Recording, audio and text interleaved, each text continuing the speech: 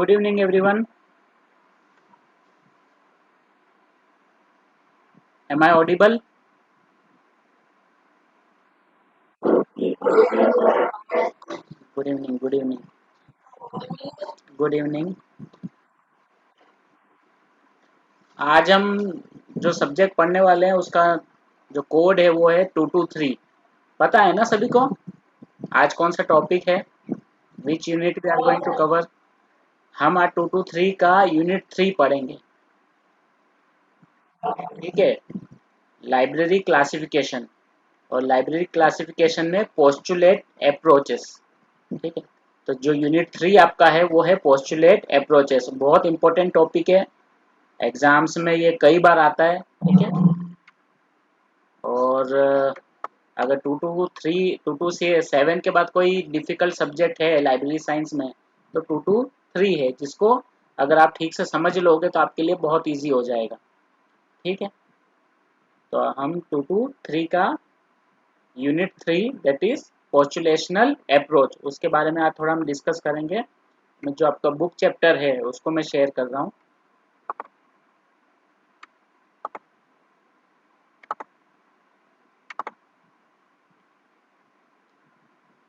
ठीक है। ये दिखाई दे रही है स्क्रीन सभी को? ओके। ठीक है। तो ये यूनिट 3 है पोस्टुलेशनल अप्रोच और पेपर का कोड है 2 to 3। ठीक है। तो इस यूनिट में जो जो पॉइंट्स हैं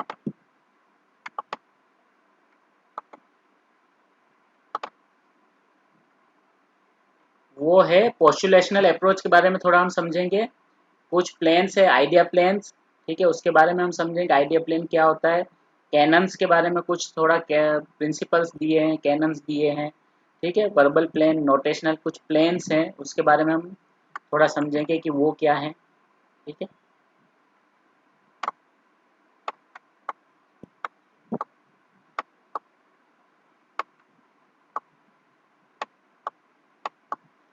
यहाँ कुछ हिस्टोरिकल पर्सपेक्टिव दिया है। ठीक है। थोड़ा हिस्ट्री है। जो लाइब्रेरी साइंस में क्लासिफिकेशन है, लाइब्रेरी क्लासिफिकेशन, वो 19वीं सेंचुरी के जो लास्ट क्वार्टर के आसपास या सेकेंड हाफ में शुरू हुआ। ठीक है। उससे पहले तक लाइब्रेरी क्लासिफिकेशन अस्तित्व में नहीं था। जो भी लाइब्रेरियंस होते थे वो अपने मेंटल कैलकुलेशन का यूज़ करके उनके कन्वीनियंस के हिसाब से लाइब्रेरी में बुक्स को क्लासिफाई करके रखते थे, लेकिन उसके लिए कोई रिटर्न थियरी तब तक नहीं थी। ठीक है। और सबसे स्टार्टिंग में जो लाइब्रेरी क्लासिफिकेशन की थियरी आई वो डीडीसी, फिर डीडीसी के बेस पे ही यूडीसी बना, फिर लाइब्रेरी ऑफ कांग्रेस ने एलसी क्लासिफिकेशन स्कीम बनाया। ठीक है। और उसके बाद फिर रंगनाथन आए, उन्होंने अपनी थियरी, अपनी क्लासिफिकेशन स्कीम दी जिसे कॉलम क्लासिफिकेशन कहा जाता है। ठीक है। और बहुत सारे लाइब्रेरी प्रोफेशनल्स थे जिन्होंने लाइब्रेरी साइंस की जो लाइब्रेरी क्लासिफिकेशन की जो थियरी है उसके डेवलपमेंट में अपना महत्वपूर्ण योगदान दिया। जैसे उसमें WCB शेयर्स हैं एक, जिनका जन्म 1881 से में हुआ था और उनकी डेथ हुई थी 1960 में। ठीक है। EW हल में है। ठीक है। जो यूके से थे। देन EC रिचर्डसन, ये यूएसए से थे। ठीक है। Their work on the theory of classification was most descriptive of the existing scheme. यानी जो अभी वर्तमान में जो स्कीम चल रही है उनके नज़दीक या उनका डिस्क्रिप्शन समझा जाए तो ये इन्हीं की थियरी थी जो सबसे शुरुआत में आई थी। Then comes H. E. Bliss, a par excellent philosopher and designer of classification. He spent his life in designing classification entitled bibliographic classification यानी BC। bibliographic classification का इन्होंने निर्माण किया था। ठीक है। But prior to that, he dwelled deep into the theoretical foundation of library classification based on the empirical foundation of knowledge and its organization in two famous books। ठीक है। दो बुक किताबें थी जिसमें लाइब्रेरी थियरी मिलती थी, जिसमें से फर्स्ट थी organising of knowledge and system of science and organisation of knowledge and subject approach in books in libraries. ठीक है। Bliss formulated many canons and principles of classification to guide and designing of classification, but that was a phase of descriptive theory. ठीक है, तो bliss ने ये किताबें कुछ पढ़ी, कुछ लिखी और लाइब्रेरी क्लासिफिकेशन की थियोरी को जन्म दिया, लेकिन उन्होंने जो काम किया वो पूरी डिस्क्रिप्टिव थियोरी का केवल एक भाग था, उसका केवल एक ही फेज था। हाँ बोलिए।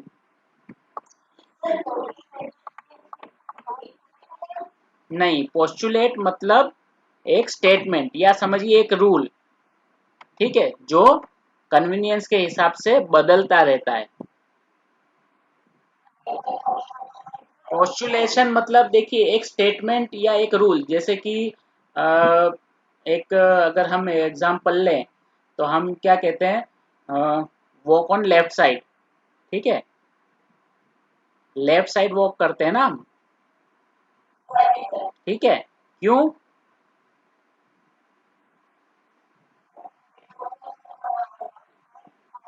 नहीं, अच्छा, और यूएसए में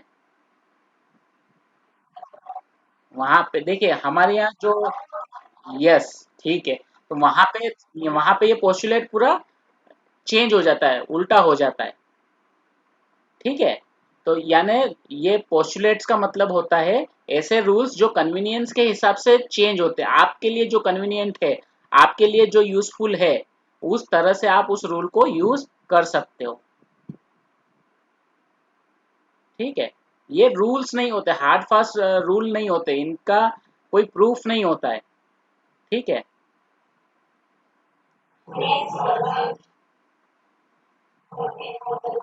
हाँ, अलग अलग जगह पे अलग अलग समय पे चेंज हो सकते हैं वो, ठीक है, जहाँ पे आपको कुछ जब तक वो आज चल रहा है चलेगा, अगर वहां पे आपके कन्वीनियंट रिजल्ट नहीं आ रहे हैं तो फिर आप उसको, उस स्टेटमेंट को, उस थ्योरी को आप क्या करोगे, इम्प्रूव कर दोगे, ठीक है, तो एक तरह से पोस्टुलेट का मतलब रूल ही है, स्टेटमेंट्स है जो समय के साथ अपग्रेड होते रहते हैं या जगह के साथ बदलते रहते हैं, ठीक है,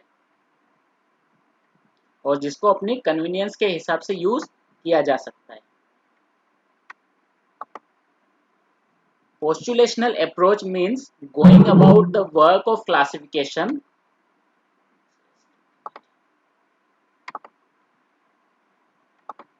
Postulation approach means going about the work of classification making by a premeditated theory, ठीक है, in the form of laws, canons, principles and postulates, ठीक है, जिसमें कुछ लॉ होते हैं, कुछ कैनन्स होते हैं, प्रिंसिपल्स होते हैं यानी सिद्धांत होते हैं, ठीक है, और पोस्टुलेट्स होते हैं, ठीक है। When Ranganathan designed his canon classification between 1924 and 1928 to 1933, ironically he did it without any formulated theory. उन्होंने अपनी कॉलन क्लासिफिकेशन जब बनाई तो उन्होंने बिना किसी ऐसी थियरी फॉर्मुलेटेड नहीं थी जिसके आधार पर वो अपनी क्लासिफिकेशन स्कीम बना सकते हैं, लेकिन उन्होंने बिना किसी सेट थियरी के इस्तेमाल के बिना, किसी सेट थियरी के इस्तेमाल के बिना उन्होंने अपनी पूरी क्लासिफिकेशन स्कीम बनाई। Indeed, he had learned some canon of classification in the classification classes of most revered teacher WCB Sayers, ठीक है, जैसे हमने लास्ट पढ़ा कि WCB Sayers उस समय के बहुत प्रोमिनेंट लाइब्रेरी प्रोफेशनल थे, library theory library science professional थे, वो कौन थे, वो रंगानाथन के गुरु थे, ठीक है, और उन्होंने कुछ उनसे कैनन्स, कैनन्स मतलब कुछ रूल्स, कुछ रेगुलेशंस, ये सब सीखे थे, लेकिन फिर भी ऐसी कोई थियरी बुक नहीं थी उस समय अस्तित्व में जिसको यूज करके रंगानाथन अपनी क्लासिफिकेशन स्कीम बना सकते हैं, ठीक है, तो रंगानाथन ने अपनी जो क्लासिफिकेशन स्कीम बनाई वो खुद के बनाए रूल पे यानी खुद की उनकी जो समझ थी उसको यूज करके उन्होंने अपनी क्लासिफिकेशन स्कीम बनाई। After the publication of his CC मतलब colon classification in 1933, Ranganathan started thinking about the theory behind it, ठीक है, जब उन्होंने क्लासिफिकेशन स्कीम बना ली और उस समय उन्हें यह भी पता था कि कोई ऐसी थियरी बुक नहीं है जिसका यूज करके कोई क्लासिफिकेशन स्कीम को बना सके, तो उसके बाद उन्होंने इसकी थियोरी के बारे में सोचा कि इसकी कुछ ना कुछ थियोरी है जो हमें बनानी होगी। ठीक है, he started thinking about the theory behind it that lay in his unconscious mind while designing the CC। ठीक है, तो उस थियोरी के बारे में वो सोचने लगे जो उनके दिमाग में उपजी थी। That theory was so comprehensive and objective that it became theory of classification in journal। और वो theory इतनी comprehensive और इतनी ऑब्जेक्टिव थी, पॉइंट टू पॉइंट थी कि वो पूरी क्लासिफिकेशन के लिए, जो अगर उसे उस थियोरी को कहा जाए तो क्लासिफिकेशन की बाइबल कही जाती है। ठीक है, he formulated objective even mechanical method to design classification scheme। Apart from the 5 normative laws, he formulated 55 canons, 22 principles, 13 postulates, and 10 devices for synthesis of class numbers and for evaluation of classification system। ठीक है, तो class number बनाने के लिए और classification scheme को evaluate करने के लिए उन्होंने 5 नॉर्मेटिव लॉज बनाए, 55 कैनन्स बनाए, 22 प्रिंसिपल्स बनाए, 13 पोस्टुलेट्स बनाए और 10 डिवाइसेस बनाई। ठीक है, for this he divided the whole work into 3 plan of work, namely idea, verbal and notational plan. ठीक है, उन्होंने 3 प्लान्स में सारा जो वर्क था उसको 3 प्लान्स में डिवाइड किया। फर्स्ट था आइडिया प्लान, सेकंड था वर्बल प्लान और थर्ड था notational plan। He neatly divided the work to be carried out in each plane। और उन्होंने बहुत साफ तरीके से लिखा कि कौन से प्लेन में या कौन से लेवल पे आपको कौन सा काम करना है। Ranganathan thus liberated classification design from the elusive fear and intuition and raised it to status of a science। ठीक है, तो उन्होंने इसको इंट्यूशन और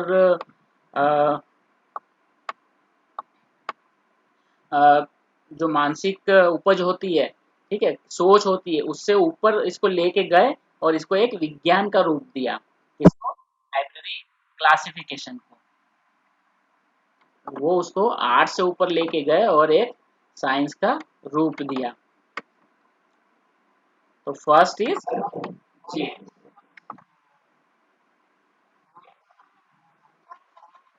प्लेन अब मैं समझाऊंगा। ठीक है, प्लेन अब मैं समझाऊंगा। मैंने केवल अभी ये बताया कि उन्होंने उनका पूरा जो क्लासिफिकेशन स्कीम था उसके अंदर उन्होंने कैनन्स बनाए, प्रिंसिपल्स बनाए, पोस्टुलेट्स बनाए, डिवाइसेस बनाई और इन सब चीज़ों को उन्होंने डिवाइड किया 3 प्लेन्स में। ठीक है, एक आइडिया प्लेन, दूसरा वर्बल प्लेन और थर्ड नोटेशनल प्लेन। अब ये प्लेन्स क्या है, अब हम उसके बारे में डिस्कस करेंगे। प्लेन ये समझिए कि वर्क, लेवल ऑफ वर्क है। सबसे पहले आप क्या करेंगे, उसके बाद क्या करेंगे, या एक स्टेप्स हैं। ठीक है, idea plane is a plane of foremost importance where the core intellectual work is done. ठीक है, जैसे हम कोई भी काम करते हैं, किसी को भी कोई भी काम करना होता है तो सबसे पहले क्या होता है, what is the first step. हाँ, यस यस यस, करेक्ट। ठीक है, तो ये जो वर्क होता है पूरा इंटेलेक्चुअल वर्क होता है। यहाँ पे आप कुछ कॉन्क्रीट नहीं करते हैं, यहाँ पे सब कुछ आपके दिमाग में चल रहा होता है, इसलिए उसे कहा गया है आइडिया प्लेन। आप पूरा इंटेलेक्चुअल यूज करोगे, आपके दिमाग में ही सब कुछ चलेगा। ठीक है,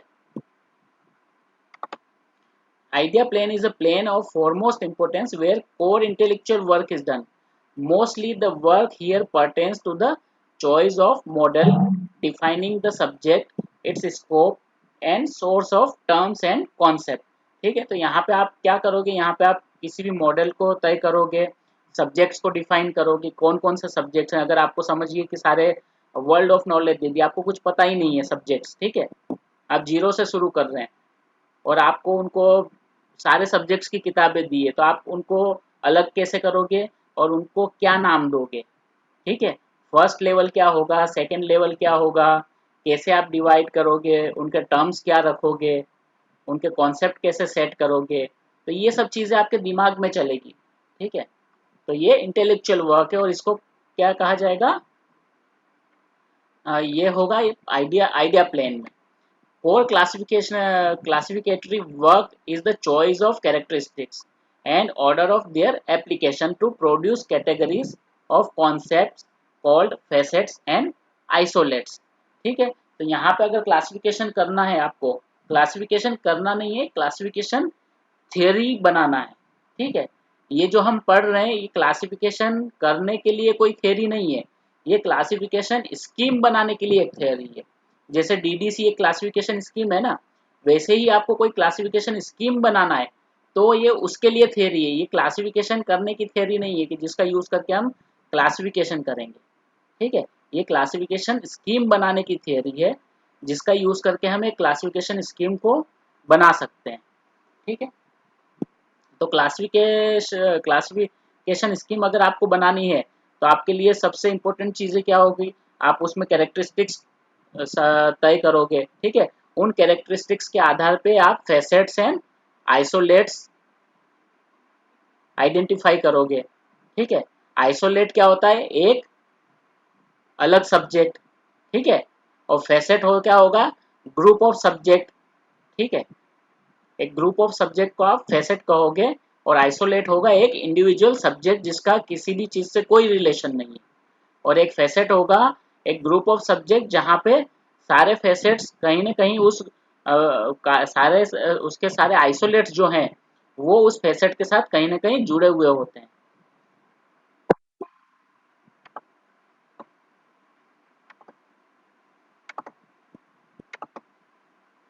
okay, further it is to arrange the isolates into arrays and chains.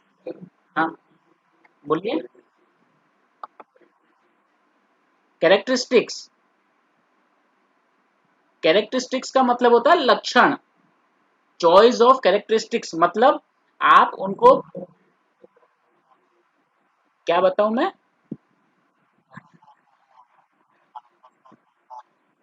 हाँ, फैसेट्स देखिए, एक जो फैसेट्स के अंदर आइसोलेट्स होते हैं वो आइसोलेट्स किसी न किसी कॉमन कैरेक्टरिस्टिक्स के आधार पे चुने हुए होते हैं। ठीक है, तो आइसोलेट जो होता है वो एक बेसिक टर्म होता है, यानी एक बेसिक, यानी एक आइसोलेट सब्जेक्ट होता है जिसका किसी सब्जेक्ट से कोई रिलेशन नहीं होता है। यानी वहां पे आप किसी सब्जेक्ट का आइडिया नहीं लगा सकते हो। फॉर एग्जाम्पल अगर मैं ये कहूँ फैन। ठीक है, अब फैन से आपको क्या आइडिया आ रहा है, कौन से सब्जेक्ट की बात कर रहे हैं। हाँ, हम कौन से फैन की बात कर रहे हैं, सीलिंग फैन की बात कर रहे हैं या टेबल फैन की बात कर रहे हैं। हाँ,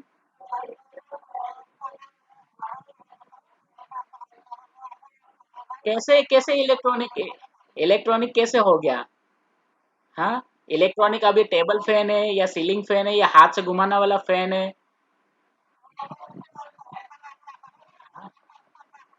हाँ, केवल आप उसको पहचान सकते हो, वो आप जो बता रहे हो ना वो उसकी आइडेंटिफिकेशन है। आप केवल उसको पहचान सकते हो लेकिन वो किस विषय की बात कर रहे हैं हम, वो आपको नहीं समझ में आ रहा है। ठीक है, वो हम आइडिया केवल फैन शब्द से नहीं लगा सकते हैं, है ना। डेवलपमेंट ऑफ फैन की बात कर रहे हैं या फैन को रिपेयर करने की बात कर रहे हैं या हाथ से चलने वाले फैन की बात कर रहे हैं। ठीक है, या हाथ से चलने वाले फैन को बनाने की बात कर रहे हैं, किस चीज की बात कर रहे हैं हम। केवल अगर ये फैन शब्द से तो नहीं पता चल रहा है, केवल इतना पता चल रहा है कि हाँ कुछ है, एक आइसोलेटेड आपके दिमाग में आ गया। अभी हमारे सब आसपास क्या होते हैं फैन, अगर हम सुनेंगे शब्द तो सबसे पहले हमारे माइंड में सीलिंग फैन आएगा। ठीक है, तो हमारे दिमाग में बस वही सीलिंग फैन चल रहा है, यही है ना। ठीक है, लेकिन हम उसके साथ कौन से सब्जेक्ट को जोड़ के बात कर रहे हैं वो नहीं आ रहा है क्योंकि उसके साथ कोई सब्जेक्ट है ही नहीं, वो एक आइसोलेट है।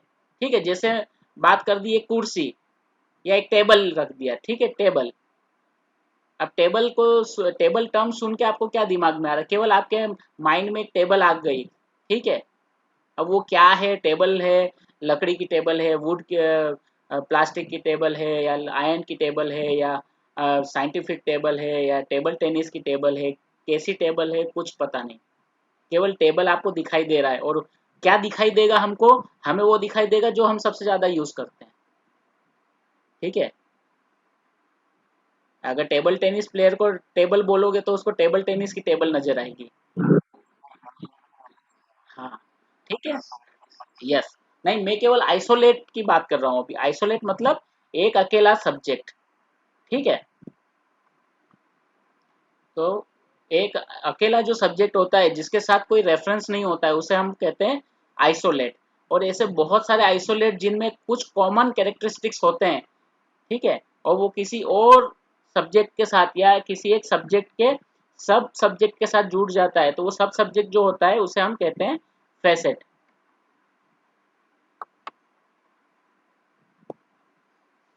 ठीक है। आ गया समझ में या कोई और क्वेरी? हाँ। हाँ।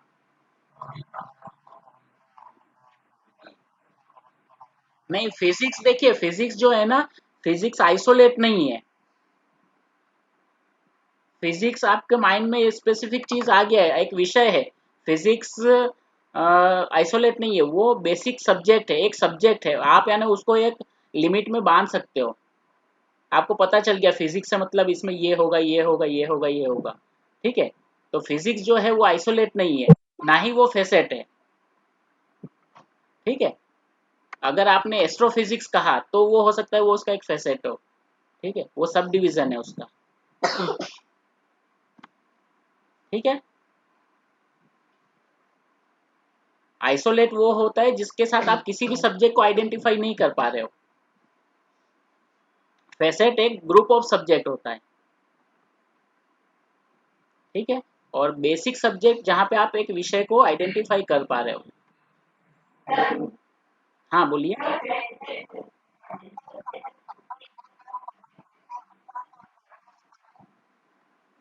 अ, इस तरह का एग्जाम्पल जैसे कि समझिए कि प्लैनेट्स लिखा। ठीक है। Planets.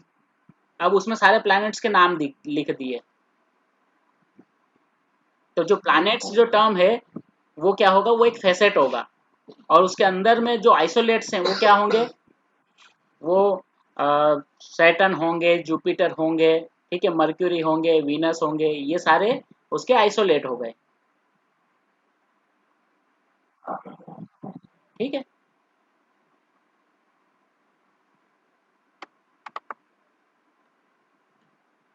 Further it is to arrange. अब उसके बाद जैसे हम पहले आइडेंटिफाई करेंगे कि कैनन्स कैसे, जो आइसोलेट्स हैं वो हम कैसे लेंगे, फेसेट्स हैं वो कैसे लेंगे। और उसके बाद क्या करेंगे, उसके बाद हमें उनको, वो जो आइसोलेट्स हैं उनको एरेज और चेन के अंदर अरेंज करना होगा। ठीक है। अब एरेज और चेन क्या होता है वो भी एक क्वेश्चन होगा। किसी को पता है what is array and what is chain? Anyone?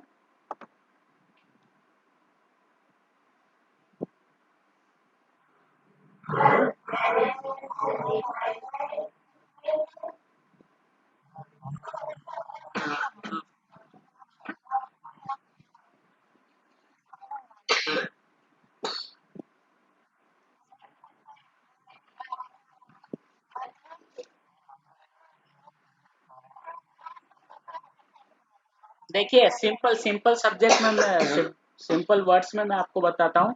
Array, array का मतलब, एरे और चेन। एरे का मतलब होता है कोऑर्डिनेट। ठीक है। कोऑर्डिनेट।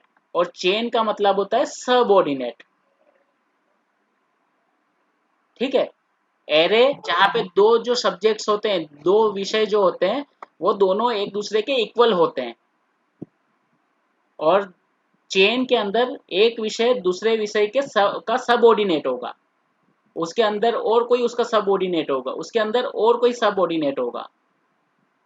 ठीक है। ठीक है, जैसे हम फैमिली चेन बोलते हैं ना, दादा है, दादा के बाद पापा है, पापा के बाद मैं खुद हूँ, मेरे के बाद मेरा बेटा है, मेरे बेटे के बाद उसका बेटा है, दैट इज चेन। ठीक है। That is chain. लेकिन मैं और मेरा भाई वो क्या होंगे, वी आर एरे। ठीक है। हम दोनों इक्वल हैं।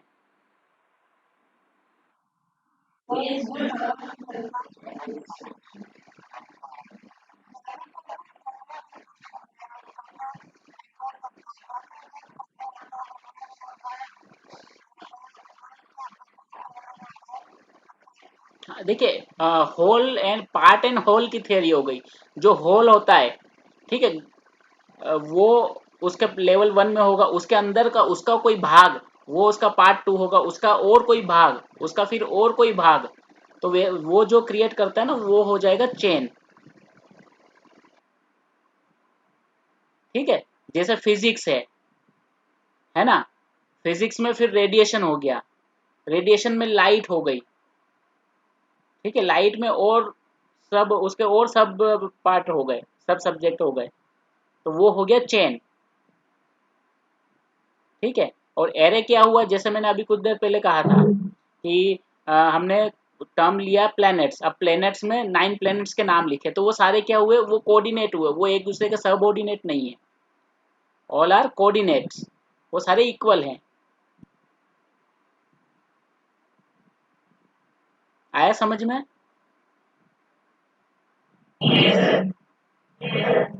Any confusion? क्योंकि ये बहुत ज़्यादा बेसिक सब बेसिक कॉन्सेप्ट्स हैं और बहुत ज़्यादा इंपॉर्टेंट कॉन्सेप्ट है, तो ये कॉन्सेप्ट अगर हमको समझ में नहीं आए ना, तो हमको पूरी थियरी में से कुछ समझ में नहीं आएगा, है ना? क्या मतलब, क्या बताऊंगा पर्टिकुलर चीज? तो ये फिर है ना आप, हाँ, ठीक है ना, तो हम एरे और चेन की बात कर रहे थे, ठीक है, जैसे यहाँ पे लिखा है ना, further it is to arrange isolates into arrays and chains. ठीक है, तो चेन का मतलब होता है सबऑर्डिनेट, एक सब्जेक्ट का भाग होता है दूसरा सब्जेक्ट, दूसरे सब्जेक्ट का भाग होता है तीसरा सब्जेक्ट, तीसरे सब्जेक्ट का भाग होता है चौथा सब्जेक्ट। ठीक है, और एरेस का मतलब होता है जहाँ पे दो सब्जेक्ट इक्वल है एक दूसरे के, दोनों एक दूसरे के सबऑर्डिनेट नहीं है। ठीक है, अगर मैं इसको आपको नोटेशनल उसमें बताऊं, तो 1, फिर 1.1, फिर 1.1.1, फिर 1.1.2। ठीक है, तो 1.1.1 एंड 1.1.2 ये दोनों क्या हुए, ये दोनों एरेज हुए, ये दोनों एक दूसरे के इक्वल हैं। लेकिन 1.1 1.1 एंड 1.1.1 ये क्या हुए, ये चेन के फॉर्म में है ये।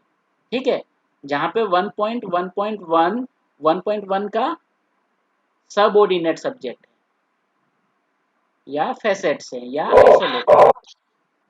ठीक है, आ गया समझ में? जैसे आप कुछ भी लिखते हैं ना कि 1, फिर 1 के अंदर ABC लिख देते हो, कभी कभी कभी कोई कुछ लोग 1 के अंदर 1.1 लिखेंगे या 1.2 लिखेंगे फिर। ठीक है, तो 1 और 1.1 के बीच में कौन सा रिलेशन है, सबऑर्डिनेशन का। ठीक है, क्योंकि 1.1 जो है वो 1 का भाग है, और 1.1 और 1.2 ये दोनों किसके भाग है, ये 1 के भाग है। लेकिन 1.1 और 1.2 ये दोनों क्या है, इक्वल हैं या एक दूसरे के सबऑर्डिनेट है? ये दोनों इक्वल है, करेक्ट। ठीक है, तो जो इक्वल होते हैं वो होते हैं एरेस, और जहां पे सबऑर्डिनेशन आ जाता है वो होते हैं chain. Got it? Okay, good. Yes Aman, बोलिए। क्लियर है ना? Okay. Further it is to arrange isolates into arrays and chains. अब एरेज एंड चेन्स को हम कैसे अरेंज करेंगे, उसके लिए भी रंगानाथन ने क्या किया है, Ranganathan has given following 5 set of canons for the work in the idea plane. ठीक है, तो उन्होंने 5 कैनन्स यानी 5 रूल्स दिए हैं। ठीक है, किस चीज के लिए, कैनन ऑफ कैरेक्टरिस्टिक्स। अब उसके लिए आप किस आधार पे जो आइसोलेट्स हैं उनको चेन बनाओगे या एरे बनाओगे, उसका आधार क्या होगा, उसका आधार होगा कैरेक्टरिस्टिक्स। ठीक है, अब कैरेक्टरिस्टिक्स कौन कौन से होंगे, तो रंगानाथन ने क्या किया है, एक कैनन बनाया है, कैनन ऑफ कैरेक्टरिस्टिक्स। ठीक है, और उसके अंदर 5 कैनन्स बनाए, कैनन ऑफ कैरेक्टरिस्टिक्स।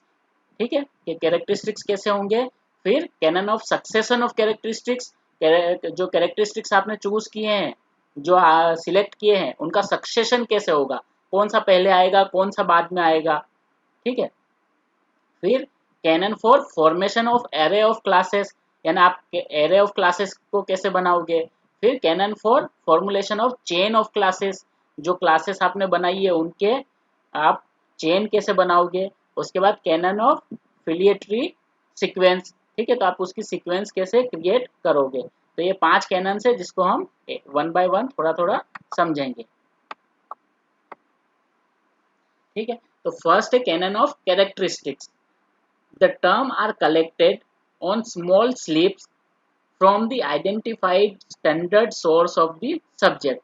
अब आपको अगर कैरेक्टरिस्टिक बनाने हैं, सब्जेक्ट्स लेना है, तो आप टर्म जो भी टर्म्स है उनको क्या करोगे, यहाँ पे लिखा है आप उन टर्म्स को छोटी छोटी स्लिप्स में लिखते जाओगे। The mass of terms is broken into smaller groups called facets of this subject by choosing suitable characteristics.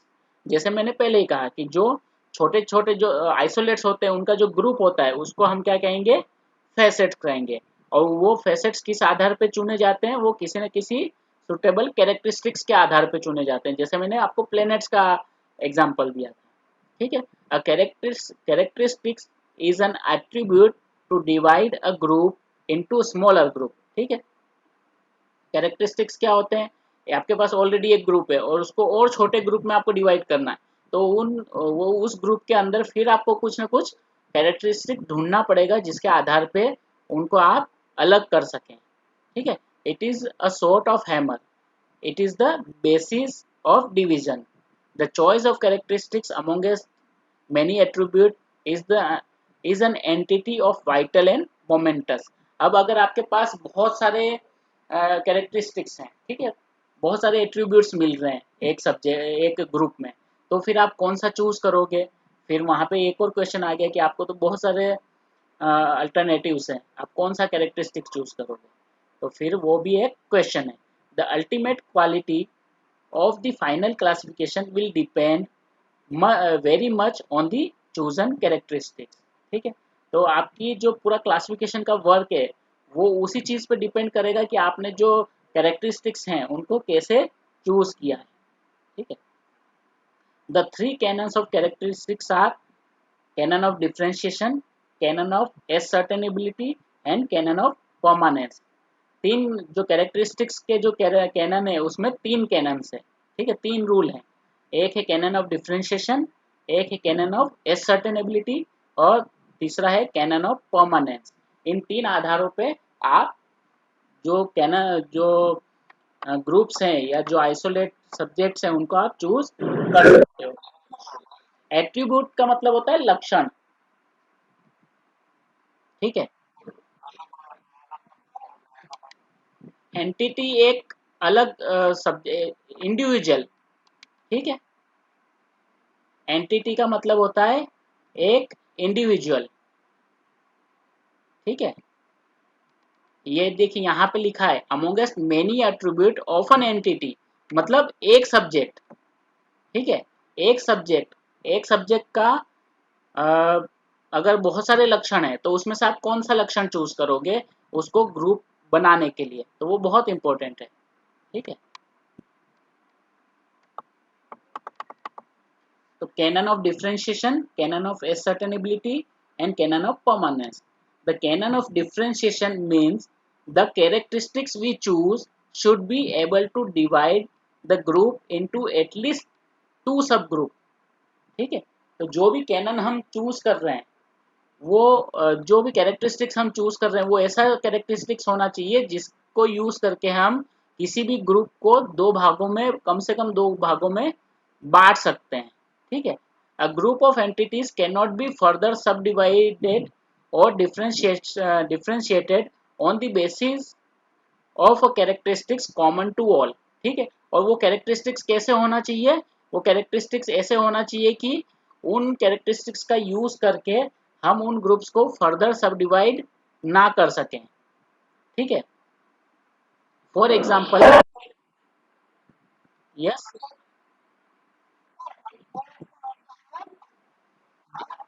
हाँ, ठीक है। डिफ्रेंशिएशन मतलब जिसको डिफरेंट कर सकें, यानी अलग अलग कर सकते हैं, ठीक है।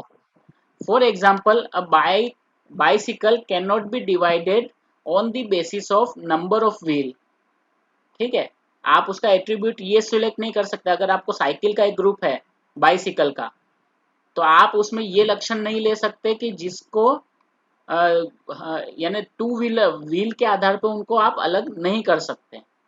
क्यों? क्योंकि सभी साइकिल जो होती है, बाइसिकल, उनके टू व्हील्स ही होते हैं। इसलिए ये एक ऐसा लक्षण नहीं है कि जिसके आधार पे आप उनको अलग कर सकते हो। ठीक है, but they can be differentiating into sub group on the basis of kind of rider, like gents bicycle, ladies bicycle and children's bicycle. ठीक है, अगर आपको साइकिल को अलग करना है तो आप उनको टायर के आधार पे अलग नहीं कर सकते, उनके व्हील कितने हैं, 2 व्हील हैं तो अलग कर रहे हैं, या 3 है तो अलग कर रहे हैं, तो वो एक जो कैरेक्टरिस्टिक्स हैं वो सही नहीं होगा। लेकिन आप उनको कैसे अलग कर सकते हो? आप उनके राइडर के आधार पर अलग कर सकते हो कि gents bicycle, ladies bicycle, children's bicycle. ठीक है, further the differentiated characteristics that we choose should not itself be unverifiable और अनसर्टेन। ठीक है, ये है दूसरा कहना। जो भी हम कैरेक्टरिस्टिक्स चूज कर रहे हैं वो अनसर्टेन नहीं होना चाहिए या अनवेरिफाइबल नहीं होना चाहिए, वो वेरीफाइबल होना चाहिए और निश्चित होना चाहिए। ऐसा नहीं कि उसको चूज तो किया है लेकिन उसको आप वेरीफाई ही नहीं कर पा रहे हो। ठीक है, यस, उसको हम बोलते हैं कैनन ऑफ असर्टेनेबिलिटी, जो सर्टेन है, जो निश्चित है। ठीक है, अनिश्चितता वाला कोई भी कैरेक्टरिस्टिक्स आप चूज नहीं कर सकते। ऐसा कोई भी कैरेक्टरिस्टिक आप नहीं ले सकते जो निश्चित ही नहीं है, जो वेरीफाई नहीं हो सकता। ठीक है, जैसे यहाँ पे एक एग्जाम्पल दिया है, देखिए। For example, a group of people can not be divided on the basis of there previous birth. ठीक है, आप उनको उनके पिछले जन्म के आधार पर अलग नहीं कर सकते। ठीक है, या फिर आप उनकी डेट ऑफ डेथ के आधार पे भी उनको अलग नहीं कर सकते, क्योंकि प्रीवियस बर्थ भी किसी को नहीं पता है, और डेट ऑफ डेथ होती है वो भी किसी को नहीं पता होती है। ठीक है, दोनों चीजें क्या है, अनसर्टेन है, या जिनको हम निश्चित नहीं कर सकते। Clear? But the people may be divided on the basis of gender, nationality और कलर ऑफ देयर स्किन। ठीक है, आप उनको जेंडर के आधार पर अलग कर सकते हो, आप उनको नेशनलिटी के आधार पर अलग कर सकते हो, आप उनको उनकी स्किन के कलर के आधार पर अलग कर सकते हो। All these are ascertainable characteristics. Further, the chosen characteristics should be permanent in nature, not transitory or changing. ठीक है, तो ये थर्ड जो कैनन है वो ये थर्ड कैनन है, कैनन ऑफ परमानेंस। ये क्या कह रहा है? ये कह रहा है कि जो भी कैरेक्टरिस्टिक आप चूज कर रहे हो वो उनका नेचर, वो बाय नेचर परमानेंट होना चाहिए। ठीक है, ट्रांजिटरी या चेंजिंग नहीं होना चाहिए। ऐसा नहीं है कि आज कुछ है कल कुछ है। ठीक है, वो जो बदलता रहे वो कैरेक्टरिस्टिक्स नहीं होता है। जैसे कि group chameleons can not be grouped into basis of their colour as it is changeable. ठीक है, जो गिरगिट होते हैं आप उनको उनके कलर के आधार पे अलग नहीं कर सकते, क्योंकि उनके कलर बदलते रहते हैं।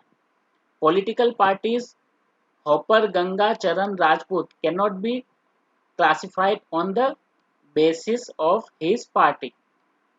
ठीक है, people should not be classified on the basis of color of their clothes। ठीक है, लोग उनके कलर, लोगों को आप उनके कपड़े जो पहने हुए हैं उनके कलर के आधार पे नहीं अलग कर सकते, क्योंकि वो चेंज होते रहते हैं। कैनन ऑफ रिलेवेंस, देन उसके बाद एक और कैनन है, ये कैनन ऑफ परमानेंस हो गया। ठीक है, उसके बाद एक और कैनन है canon of relevance, means the division should be relevant for the purpose of classification. अब ये तीनों कैनन्स को कोई कैरेक्टरिस्टिक सेटिस्फाई कर रहा है, फिर आपको देखना क्या है, canon of relevance means the division should be relevant for the purpose of classification. यानी आपका इसमें मुख्य हेतु क्या है, मुख्य एम क्या है? आपका एम है क्लासिफिकेशन। तो उस क्लासिफिकेशन के एम को आपका जो लक्षण है, जो कैरेक्टरिस्टिक्स आपने सिलेक्ट किए हैं, वो सेटिस्फाई करना होना चाहिए। For example, a class of foreign language learners should not be divided on the basis of skin colour और जेंडर और बॉडी वेट और height, as this have no relationship with the language learning ability of a person. ठीक है, जैसे कि आपको कुछ ऐसे लोगों को अलग अलग करना है जो फॉरेन लैंग्वेज सिलेक्ट यानी फॉरेन लैंग्वेज सीख रहे हैं।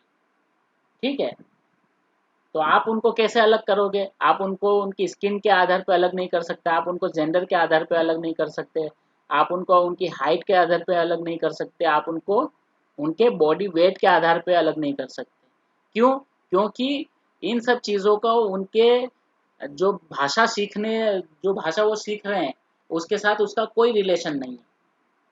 ठीक है, तो आप उनको कैसे अलग करोगे? Any idea? Languages, correct. ठीक है, वो कौन सी नेशनलिटी? नहीं, नेशनलिटी अभी मीनिंग नहीं है लैंग्वेज सीखने में, नेशनलिटी का मीनिंग नहीं है। ठीक है, हो सकता है कुछ लोगों की नेशनलिटी इंडियन हो लेकिन उनको हिंदी नहीं आती हो, या कुछ लोगों की नेशनलिटी ब्रिटिश हो लेकिन उनको इंग्लिश नहीं आती हो।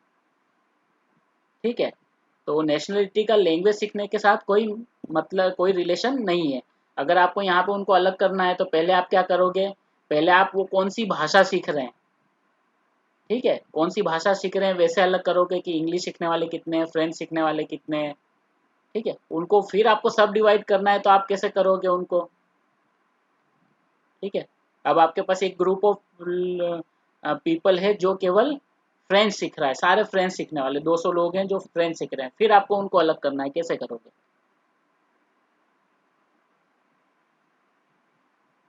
आप उनको उनकी मदर लैंग्वेज के आधार पर अलग कर सकते हो कि उनकी मदर टंग कौन सी है, वो कौन सी लैंग्वेज बोलते हैं। ठीक है, तो इस तरह से कोई ना कोई आपको सूटेबल कैरेक्टरिस्टिक्स ढूंढना पड़ेगा जिसके आधार पे उनको आप अलग कर पाओगे। ठीक है, similarly a class of wrestlers और boxer can be divided by age और weight, not on the basis of their religion, mother tongue और कलर ऑफ स्किन। ठीक है, अब वैसे ही अगर आपको रेसलर या बॉक्सर्स को सब डिवाइड करना है तो आप उनको कैसे कर सकते हो? आप उनकी एज के आधार पर कर सकते हो, उनके वेट के आधार पर कर सकते हो, लेकिन उनकी मदर टंग क्या है या उनका रिलीजन क्या है, उनके स्किन का कलर कौन सा है, इसके आधार पर उनको अलग नहीं कर सकते।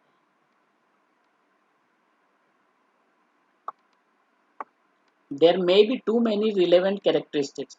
Their choice must be on the basis of being most helpful for the purpose of ultimate classification. This question is further linked to the user of classification and their needs. Ranganathan warns that it is not easy to determine the ultimate purpose of classification. ठीक है, तो ये सारे characteristics को satisfy करने के बाद भी जब आप किसी आइसोलेट या किसी सब्जेक्ट या किसी क्लास को जब डिवाइड करते हो तो ये भी पॉसिबल है कि आपके पास बहुत सारे रिलेवेंट कैरेक्टरिस्टिक्स मिल रहे हैं आपको। ठीक है, अब रिलेवेंट कैरेक्टरिस्टिक्स अगर आपके पास है तो आप उनको कैसे ऑर्गेनाइज करोगे, ये एक क्वेरी रहेगी। ठीक है, और ये जो क्वेरी है इसका आंसर क्या है? इसका आंसर ये है कि आप उनको यूजर की नीड, ठीक है, और आपकी क्लासिफिकेशन स्कीम की नीड के आधार पे आप उनको क्लासिफाई करोगे। सबसे पहले आप कौन सा कैरेक्टरिस्टिक लोगे, फिर कौन सा लोगे। ठीक है, तो इसको सॉल्व कैसे करोगे? इसको सॉल्व करने के लिए फिर आपके पास एक और कैनन है जिसका नाम है canon for succession of characteristics.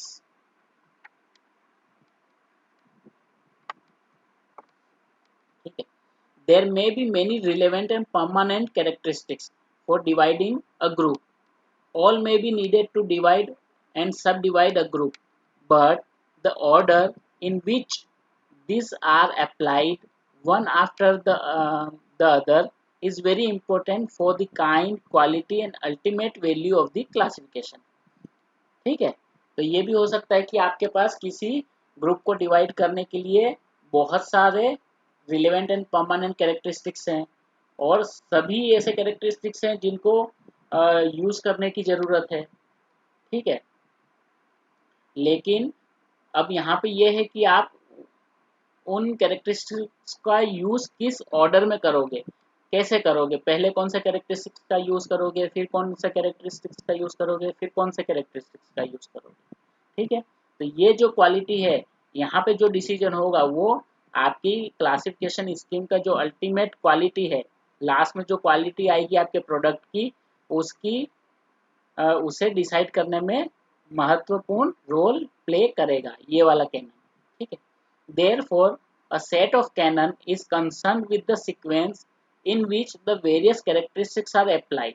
ठीक है, तो यहाँ पे कुछ और कैनन दिए हैं जो क्या करते हैं, कैनन ऑफ जो कैरेक्टरिस्टिक्स के सक्सेशन के लिए आपको गाइड करते हैं। ठीक है, कौन सा कैनन आप कौन सा कैरेक्टरिस्टिक्स आप कब यूज कर सकते हो, या उनको कैरेक्टरिस्टिक को चूज करने के लिए आपके पास कौन कौन सी वेज हैं। ठीक है, तो यहाँ पे 3 कैनन हैं फिर से। First is canon of concomitance, canon of relevant succession and canon of consistent succession। ठीक है, तो फर्स्ट जो कैनन है, canon of concomitance। concomitance means happening at the same times, therefore this canon means that two characteristics applied to a class should not produce the same subclass. For example, in 2009, a class can be divided into two groups by applying characteristics of below 20 years and above 20 years of age. Okay, 2009 में एक जो class है उसको दो भागों में बांटा गया कि जिसके अंदर 20 साल से बड़े और 20 साल से छोटे। ठीक है, then to apply the characteristics born in or before 1989 and born after 1989 will result in the same group। ठीक है, तो पहले आपने ये यूज कर लिया कि उसमें कौन 20 साल से कम है या 20 साल से बड़ा है, उसके बाद फिर से आप एक ऐसा कैरेक्टरिस्टिक्स यूज कर रहे हो जहाँ पे ये है जिसका कंडीशन है कि कौन 1989 से पहले जन्मा है और कौन उसके बाद में जन्मा है। ठीक है, तो ये दोनों कैरेक्टरिस्टिक्स कैसे हो गए, ये दोनों कैरेक्टरिस्टिक्स सेम हो गई, यानी ये दोनों कैरेक्टरिस्टिक्स का यूज करके आपको सेम ग्रुप ही मिलेगा। ठीक है, द 20 years of age और 1989 born आर concomitant कैरेक्टरिस्टिक्स, यानी दोनों ऐसे कैरेक्टरिस्टिक्स हैं जिनसे आपको सेम रिजल्ट ही मिलेगा, इसलिए इस तरह के कैरेक्टरिस्टिक्स का यूज आपको नहीं करना है। Similarly, if the first characteristics is the bird, then we should not apply the characteristics of having feathers। ठीक है, अगर आपने एक कैरेक्टरिस्टिक्स कुछ एनिमल्स को अलग करने के लिए कैरेक्टरिस्टिक्स लिया है बर्ड, ठीक है, तो बर्ड कैरेक्टरिस्टिक्स यूज करने के बाद आप फिर उनको अलग करने के लिए, बर्ड को अलग करने के लिए फीदर जो है वो कैरेक्टरिस्टिक्स के रूप में आप उनको यूज नहीं कर सकते। क्यों? क्योंकि सारी जो बर्ड्स हैं उन सभी बर्ड्स के फीदर्स यानी जो पंख होते हैं वो सभी के पास होते हैं। ठीक है, तो अगर आप पंख कैरेक्टरिस्टिक से भी उनको अलग करोगे तो भी वो सेम रिजल्ट आएगा, और बर्ड कैरेक्टरिस्टिक से भी अलग करोगे तब भी वो सेम रिजल्ट ही आएगा। ठीक है, it also means that characteristics applied should be order of broader और ब्रॉडर टू नैरोअर और narrower to broader will not work. ठीक है, तो एक चीज और ये कह रहा है कि जो भी कैरेक्टरिस्टिक्स आप यूज कर रहे हो वो कैसे होना चाहिए, वो ब्रॉडर से नैरोअर की तरफ होना चाहिए। नैरोअर से ब्रॉडर की तरफ जाने वाले कैरेक्टरिस्टिक्स को आप यूज नहीं कर सकते। मतलब एक बड़े ग्रुप को अगर आपको बांटना है तो आप कौन से कैरेक्टरिस्टिक्स यूज करोगे, जो उनको छोटे छोटे ग्रुप में बांटता। ठीक है, ऐसा कैरेक्टरिस्टिक्स यूज नहीं करना है कि वो उसे और ब्रॉडर रूप दे दे। ठीक है, for example a group of people can be divided on the basis of Brahmins and non-Brahmins. There will be two groups, but applying the characteristics of Hindu to Brahmins will make no further division as all Brahmins are Hindus। ठीक है, तो अगर आपके पास कुछ लोग हैं, ठीक है, जो हिंदूज हैं, ठीक है, तो आप उनको अगर डिवाइड कर रहे हो ब्राह्मण और नॉन ब्राह्मण में, तो वहां पे आपके पास दो ग्रुप बन जाएंगे। लेकिन अगर आप उन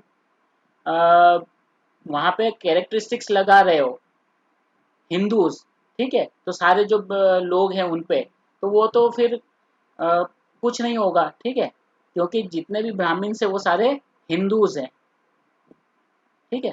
अगर आप पहले हिंदू लगा रहे हो फिर ब्राह्मण लगा रहे हो, तो फिर ब्राह्मण, क्योंकि हिंदू के अंदर ही सारे हिंदू सॉर्ट आउट हो जाएंगे, वहां पे फिर कोई नॉन हिंदू नहीं होगा। तो अगर नॉन हिंदू होगा ही नहीं, तो ब्राह्मण जो कैरेक्टरिस्टिक्स है वो यूज करने का वहां पे कोई मतलब नहीं बनेगा, ठीक है। तो इसका मतलब ये है कि जो भी कैरेक्टरिस्टिक्स हम यूज कर रहे हैं वो ब्रॉडर से नैरोर की तरफ होना चाहिए, नैरोर से ब्रॉडर नहीं होना चाहिए। Got it? Okay. Then relevant succession. Relevant succession means that the sequence in which these characteristics are applied should be relevant to the purpose. Okay. To cite an example, literature has four relevant characteristics, namely language, form, period, and nature of work. Okay. These characteristics can be applied in different way.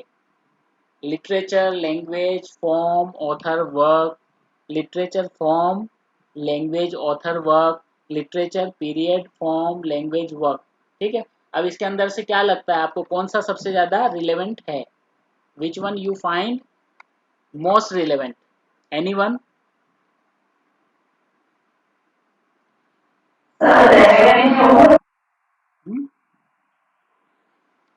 Language?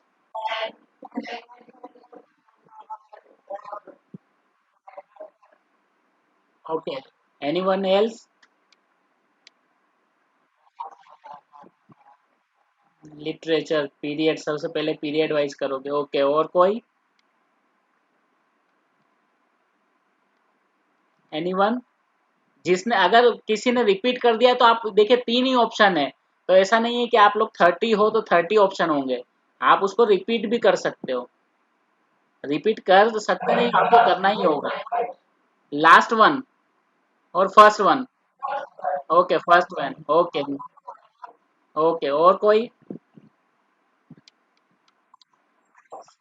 First one और first one, okay, maximums are in favour of first one. Yes, first one will be more relevant, ठीक है, क्योंकि literature को सबसे पहले आप language के माध्यम से ही अलग कर सकते हो, ठीक है।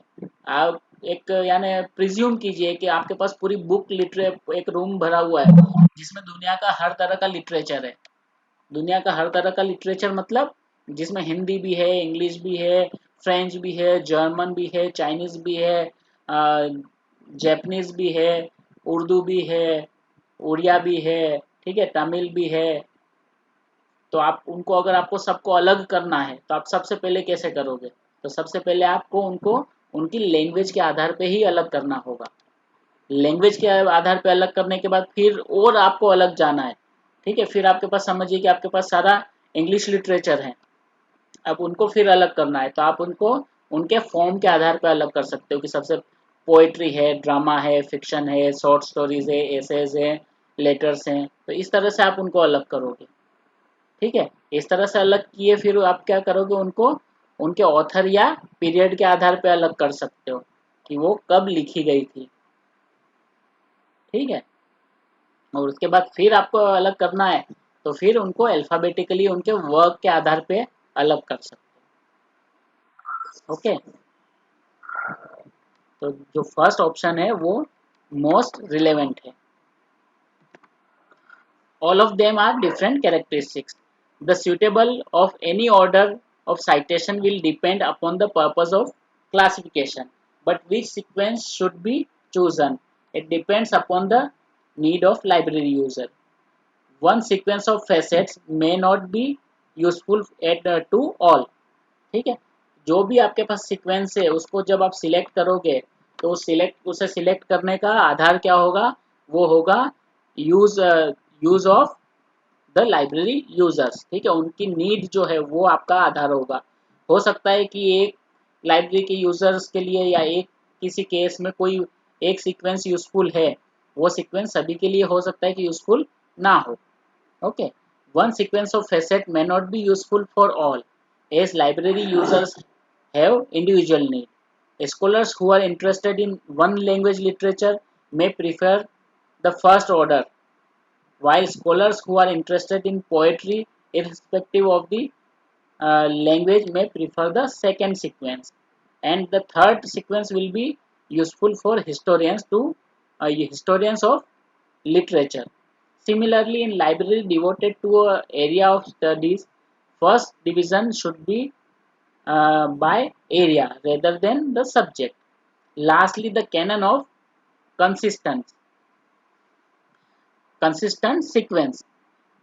The canon of consistent sequence only advises that the order of application of characteristics once chosen should be followed consistently until and unless the purpose of classification itself changes. ठीक है, तो कंसिस्टेंट सीक्वेंस का जो principal है, जो cannon है, वो ये कह रहा है कि जो भी सीक्वेंस आप एक बार सिलेक्ट कर रहे हो, आपको फिर हमेशा वही सीक्वेंस यूज करते रहना है अनटिल एंड अनलेस आपकी क्लासिफिकेशन का ऑब्जेक्टिव ही चेंज हो जाए।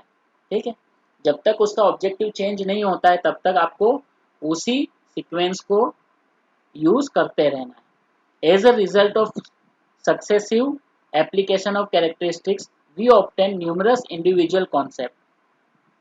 These concepts have to be arranged in what is called arrays and chain. ठीक है, तो जब हम कैरेक्टरिस्टिक्स को चूज कर लेते हैं, ठीक है, तो अभी हमने जो कैनन्स पढ़े वो कौन से हैं, कौन से कैनन्स थे?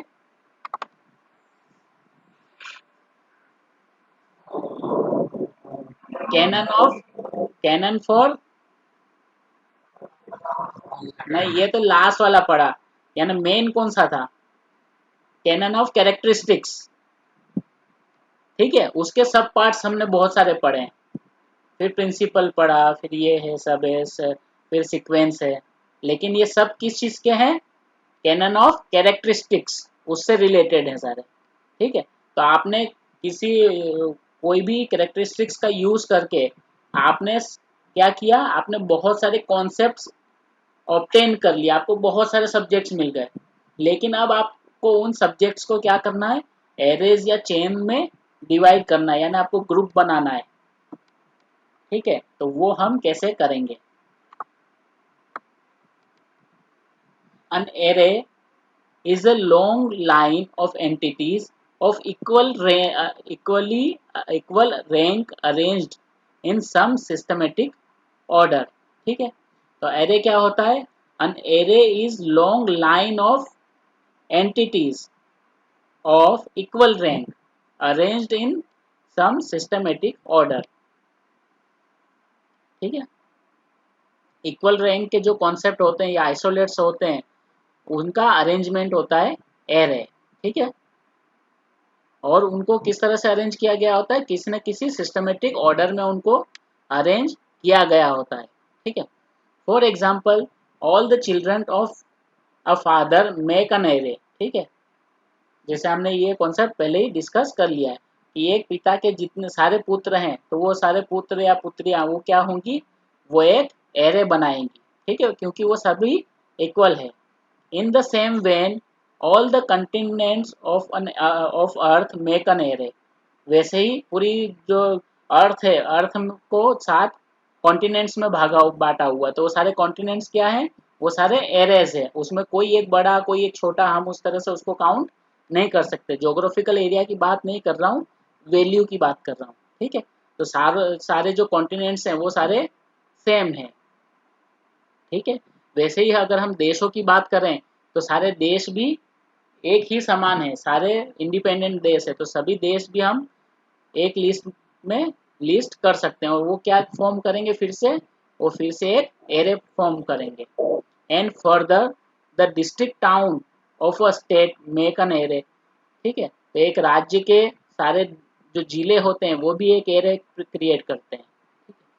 Ranganathan has prescribe the following cannons for their formation. तो अब अगर एरे बनानी है तो रंगानाथन ने क्या किए हैं, रंगानाथन ने फिर इसके लिए कुछ कैनन्स दिए हैं जिसका यूज करके हम क्या बना सकते हैं, एरे बना सकते हैं। ठीक है, तो इसमें कुछ कैनन्स जो जो कैनन्स हैं वो कौन कौन से हैं, canon of exhaustiveness, canon of exclusiveness, canon of helpful sequence and canon of consistent sequence. ठीक है, ये 4 एरे हैं। ठीक है, तो exhaustive means an array should include should be all inclusive of its eligible members। ठीक है, see the following array of man by colour. ठीक है, तो ये क्या कह रहा है कि एग्जॉस्टिवनेस मतलब कोई भी अगर आप एरे बना रहे हो तो उस एरे के अंदर जो भी क्लास या जो भी आइसोलेट आना चाहिए वो उसके अंदर होना चाहिए, उसमें कुछ भी फिर एक्सक्लूड नहीं होना चाहिए, सब कुछ उसके अंदर आ जाना चाहिए, कुछ भी बचना नहीं चाहिए। ठीक है, जैसे कि यहाँ पे एक बनाया है, एक एरे बना हुआ है, किस चीज के लिए एरे बना हुआ है, an array of men by colour. ठीक है, लोगों को उनके कलर के आधार पे अलग किया गया है, व्हाइट, ब्लैक एंड ब्राउन। क्या इससे इन कलर को छोड़ के भी किसी और कोई और कलर होता है ह्यूमंस में स्किन का? अगर होता है तो ये जो लिस्ट है, ठीक है, ये एरे है, ये क्या होगी, एग्जॉस्टिव नहीं होगी। ठीक है, this list is not exhaustive as it does not include other colours such as pale yellow, fair, wheatish. ठीक है, अब इसके अंदर व्हीटिस कुछ गेहुआ भी होते हैं, कुछ फेयर भी होते हैं, येलोइश भी होते हैं, तो वो कलर्स इसके अंदर नहीं है, इसलिए ये जो लिस्ट है इसको हम कंप्लीट नहीं करेंगे, नहीं कहेंगे। ठीक है, hence while forming an array every member should be included, otherwise a classification will not be comprehensive। ठीक है, अगर आपके जो एरेज हैं वो अगर कंप्लीट नहीं है तो फिर आपकी क्लासिफिकेशन स्कीम भी कंप्लीट नहीं होगी। On the other hand exclusiveness means that an entity should belong to one and only one array। ठीक है, तो क्लासिफिकेशन जो है आपका एरेज या चेन का वो एग्जॉस्टिव तो होना ही चाहिए, उसके साथ साथ क्या होना चाहिए, एक्सक्लूसिव भी होना चाहिए। मतलब कोई भी एक विषय जो है, कोई भी एक आइसोलेट है वो किसी भी एक ही एरे में आना चाहिए, ऐसा नहीं है कि एक ही को आप अलग अलग जगह पे रख रहे हो। तो आपका जो क्लास है या एंटिटी है वो एक ही एरे में आना चाहिए। In other word a member should not be included into two group at the same time. कोई भी एक एंटिटी एक ही समय में 2 ग्रुप में नहीं होना चाहिए। ठीक है, for example in classification of dog either they kept under mammals और under pets, not under both. ठीक है, अगर आपको डॉग को क्लासिफाई करना है तो आप कहाँ क्लासिफाई कर सकते हो उसको, आप या तो उसको मैमल्स में क्लासिफाई करो, या फिर अंडर पेट्स या पेट्स के अंदर क्लासिफाई करो, आप उनको दोनों में क्लासिफाई नहीं कर सकते। Okay, as it will produce same result. Okay, what is called cross classification. और अगर सेम रिजल्ट आया तो वो क्या हो जाएगा, वो क्रॉस क्लासिफिकेशन कहलाएगा।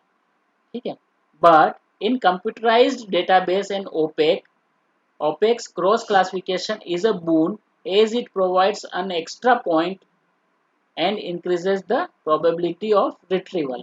ठीक है, लेकिन जब कंप्यूटराइज्ड कैटलॉगिंग की बात करते हैं हम, तो वहां पे जो ये क्रॉस कैटलॉगिंग है वो एक एडवांटेज प्रोवाइड करती है। कैसे? क्योंकि ये एक और extra point of access provide कर सकती है। ठीक है,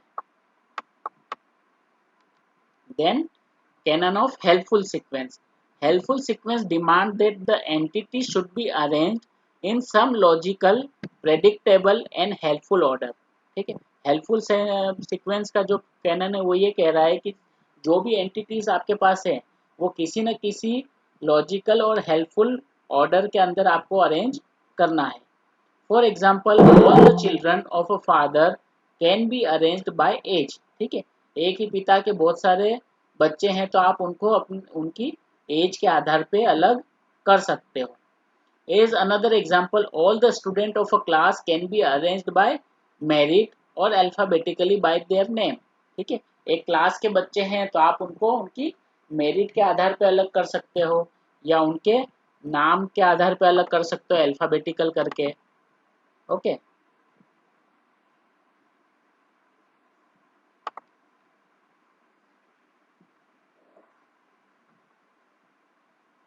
there are numerous ways for the systematic and helpful arrangement of entities and in an array। ठीक है, तो किसी भी एरेज के अंदर एंटिटीज को अरेंज करने के लिए बहुत सारी हेल्पफुल वेज हो सकती है। ठीक, और लास्ट जो कैनन है वो है consistent sequence, cannon of consistent sequence. Consistent sequence means that if a set of entities occur at different place then their arrangement should be same everywhere। Okay, तो एक सेट ऑफ एंटिटीज है अगर, ठीक है, आपने एक लिस्ट बनाई है तो वो लिस्ट हर जगह जहां जहां उनका यूज हो रहा है वो हर जगह फिर सेम ही होना चाहिए। ऐसा नहीं कि एक जगह उनका सीक्वेंस अलग है और दूसरी जगह उनका सीक्वेंस अलग है। For example the term main female and child occurs in main class psychology, education and even laws।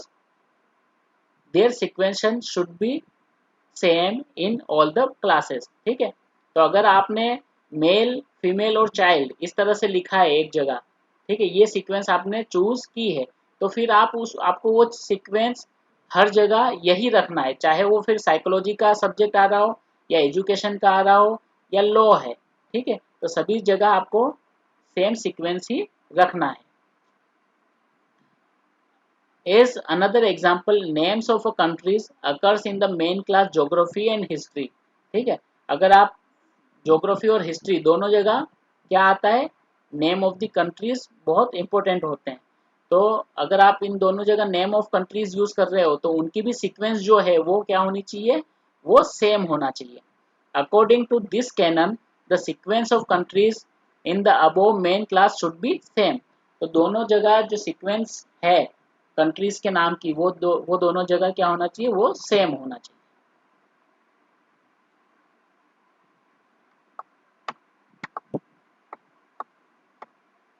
Then principles of helpful sequence, इसको हमने ऑलरेडी पढ़ लिया है फिर भी थोड़ा फास्ट इसको पढ़ लेते हैं। एज ऑलरेडी सेड, एन अरे is essentially a systematically ranked and arranged group of equal entities। There are many ways the number of a group may be arranged। Librarians have to choose their sequence which is helpful to the majority of users and also logical।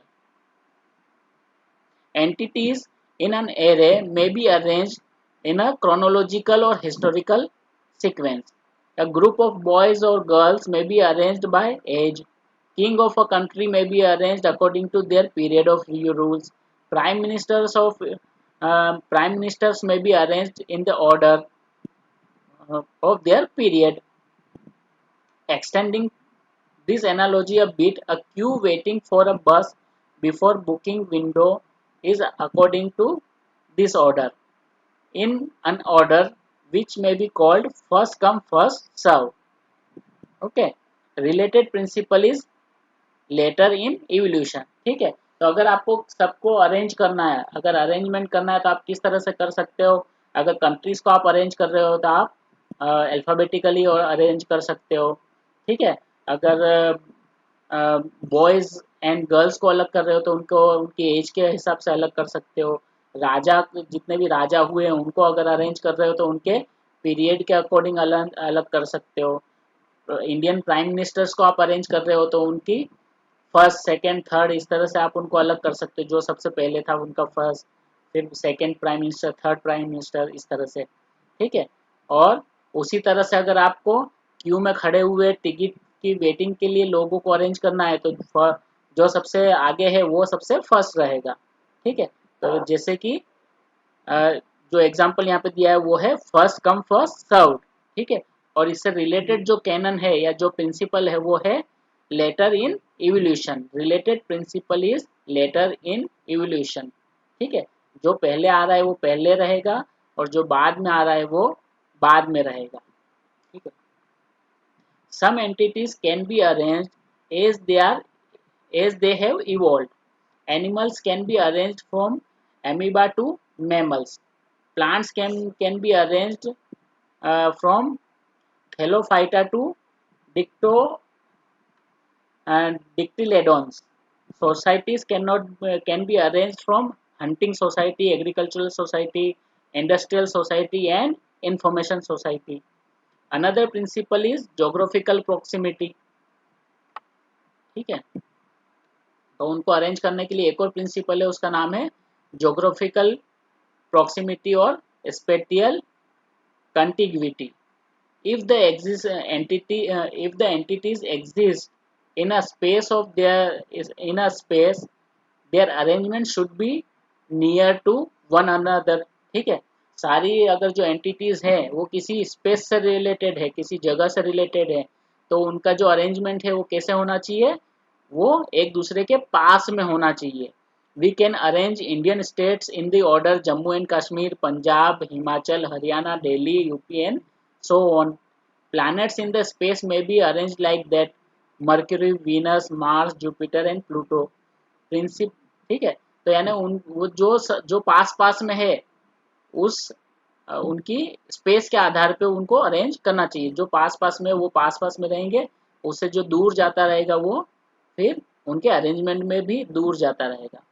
ठीक है, principles of quantitative measures means if entities are associated with some quantities, then this may be arranged in the order of their increasing quantity। ठीक है, अगर जो भी isolates हैं या entities हैं उनको अगर आपको अरेंज करना है और उस उनमें एक कैरेक्टरिस्टिक्स उनका क्वांटिटी है, तो फिर आपको उनको इंक्रीजिंग क्वांटिटी के आधार पे अलग करना है।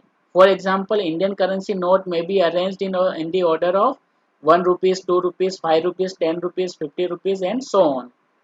okay, in town planning, ठीक है, सिमिलर एग्जांपल आ रहा है। In town planning we can arrange like village planning, town planning, city planning and metropolitan planning.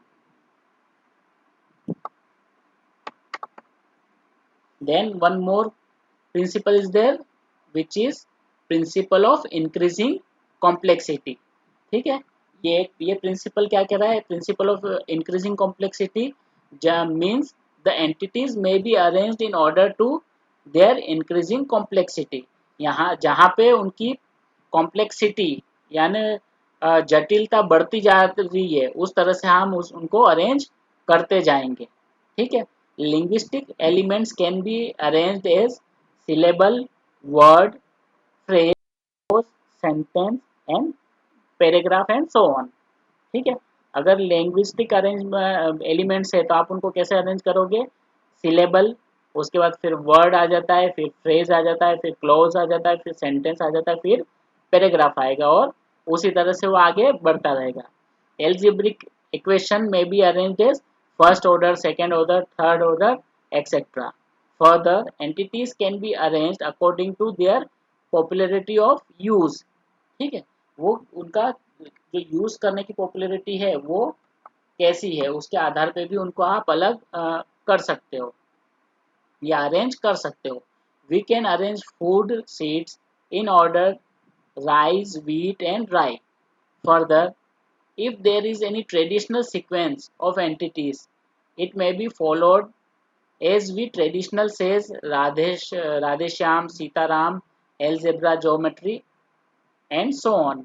We never say Ram Sita। It is also known as principle of canonical sequence। यानी जो traditionally जिन चीज़ों को use किया जा रहा है, जिस order को यूज़ किया जा रहा है, उसी ट्रेडिशनल ऑर्डर में हमें सब्जेक्ट्स को अरेंज करना होगा। Lastly, if no other principle applies then the entities may be arranged in alphabetical order.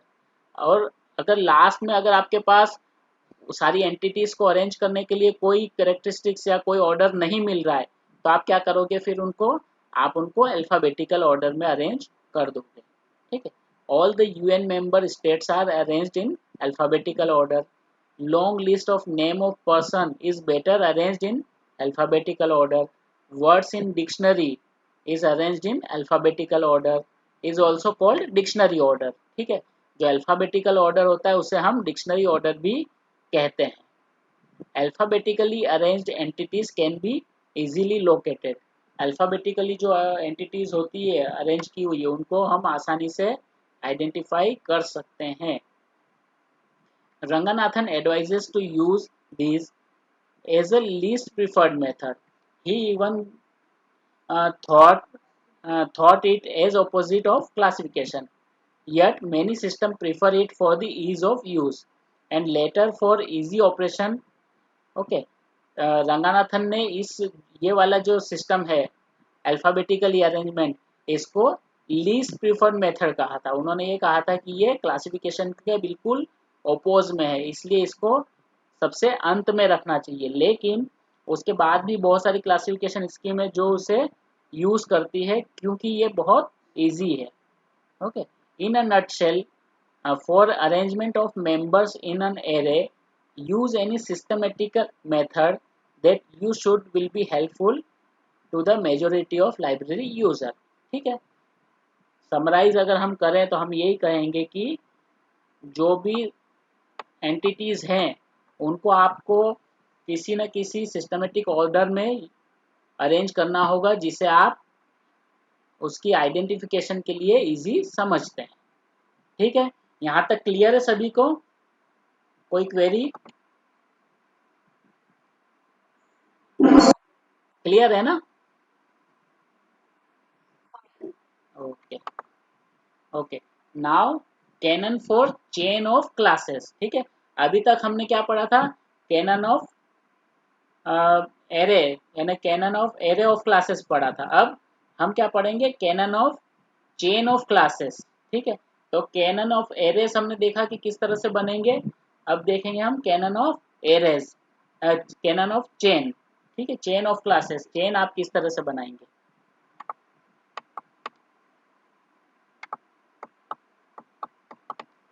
As a result of successive applications of characteristics to a group will not all member will be of equal rank, ठीक है। जब हम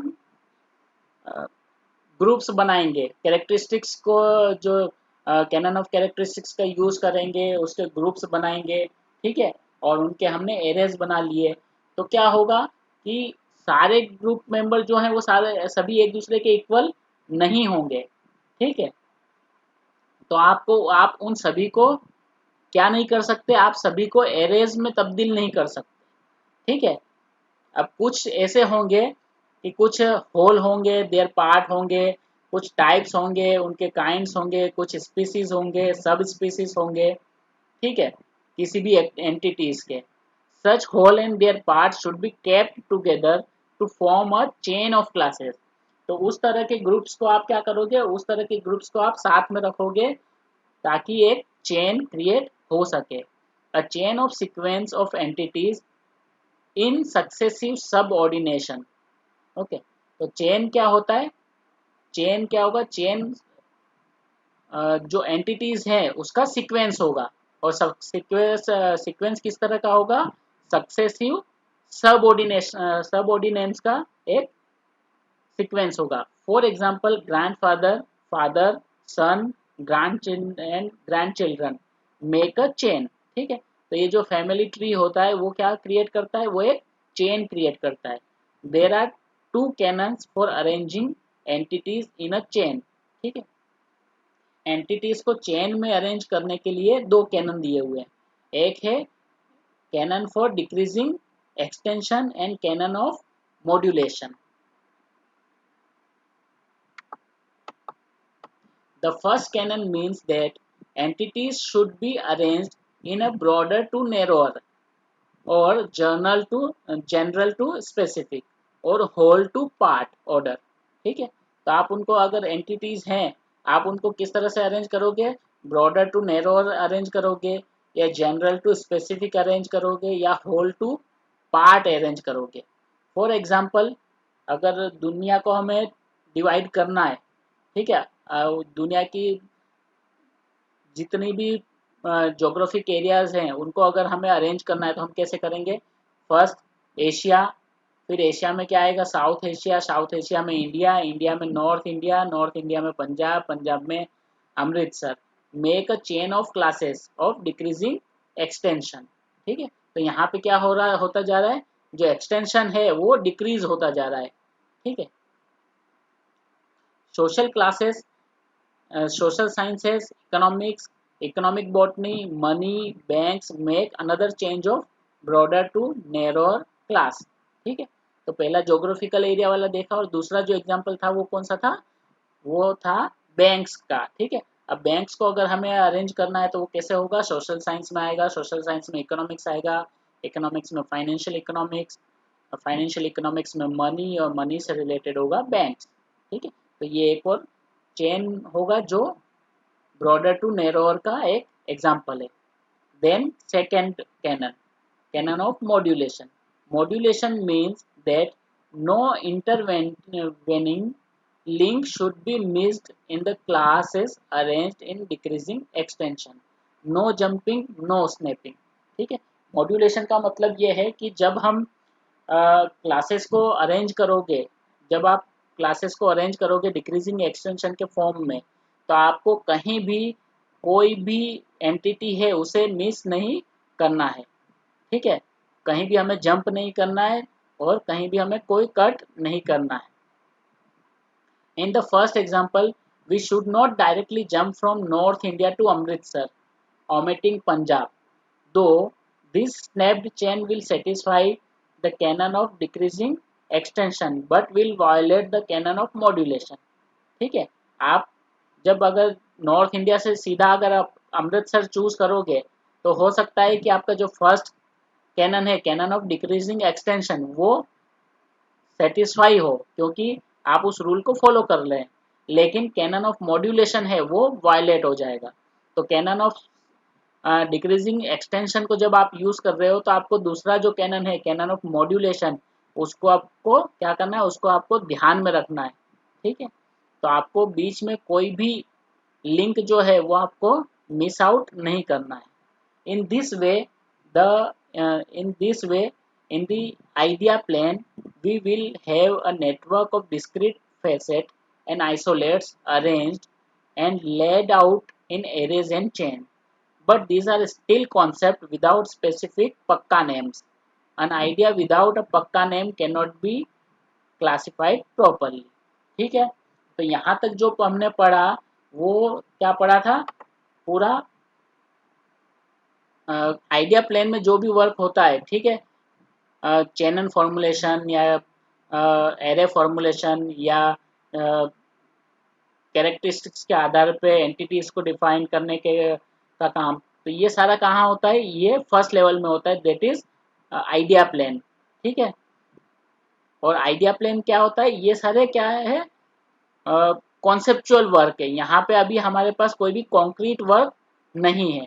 ठीक है, और अगर classification करना है तो हमें आइडिया से उस चीज़ को ले क्लासिफिकेशन तक लेके जाना पड़ेगा, जिसके लिए दो और प्लेन्स है, that is verbal plane and notational plane. ठीक है, तो ये आइडिया प्लेन के जितने भी कैनन्स हैं या जो भी कॉन्सेप्ट हैं वो आपको समझ में आ गया? कोई इसमें कंफ्यूजन, कोई क्वेरी या कोई पक्का? वो हिंदी वर्ड डाला हुआ है उसके अंदर, पक्का, कच्चा पक्का होता है ना वो। ठीक है, अभी तक जो था वो सारे एब्स्ट्रैक्ट आइडियाज हैं। ठीक है, ये अभी तक हमने उन्हें कोई फिक्स नेम नहीं दिया है, दैट इज पक्का नेम। ओके, ठीक है, तो इससे आगे अगर हम जाएंगे तो इसके आगे हमें मिलेगा वर्बल प्लेन। ठीक है, आज हम ट्राई करते हैं, ये इसमें मैं टाइम थोड़ा ज़्यादा ले रहा हूँ ताकि आपको ये कॉन्सेप्ट जो है वो अच्छे से समझ में आ जाए, क्योंकि ये अगर आपको समझ में आ गया तो पूरा क्लासिफिकेशन स्कीम का पार्ट है वो आपको आराम से समझ में आएगा। ठीक है, तो सेकेंड जो लेवल है या सेकेंड जो प्लेन है दैट इज वर्बल प्लेन। और इस फेज में क्या होगा? In this phase of classification work we give standardized name to the concepts arranged in array and chain in idea plane. ठीक है, तो यहाँ पे इस प्लेन के अंदर या इस लेवल ऑफ वर्क के अंदर या इस फेज के अंदर हम जो भी कॉन्सेप्ट हमने इकट्ठा किए हैं उनको हम स्टैंडर्डाइज्ड नेम देंगे. ठीक है, ideas are something airy in the mind. They cannot be well expressed or communicated without having a proper name. In this phase, we dress the airy idea in proper and visible garment of language to make them standard terms to handle. Okay, it is important as ideas need some media for expression and communication.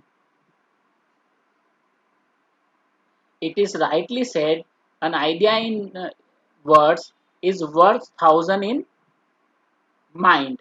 No idea can be communicated without opt words.